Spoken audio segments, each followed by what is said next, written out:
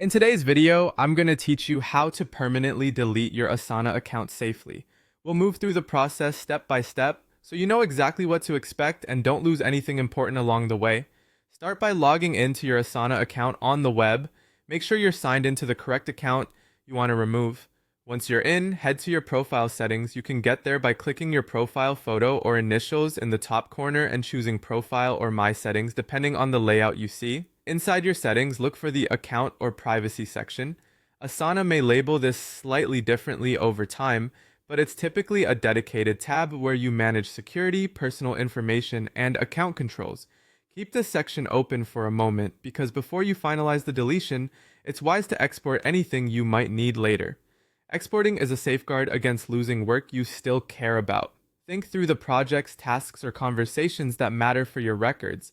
For project-level information, Asana provides export options, commonly to CSV, so you can download a copy and keep it for reference. If you have attachments you want to save, open those items and download them individually. This step can take a little time, but it's much easier to do it now than to try to recover information after the account is gone. When you're confident you've saved what you need, return to the Account or Privacy section and locate the option to delete your account. In some versions of Asana, this may appear as deactivation language, but the outcome is the same for your personal account.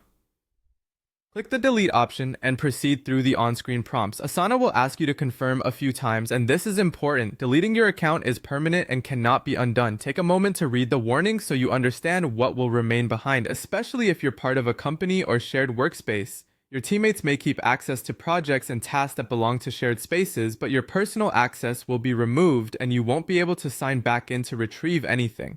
Once you confirm, Asana will process the deletion. You'll be signed out and your account will be scheduled for removal according to their policies. That's it. You've logged in, opened your profile settings, navigated to the account or privacy area, exported anything important, selected delete, and confirmed the irreversible deletion. Take a moment to store your export somewhere safe, and you're all set.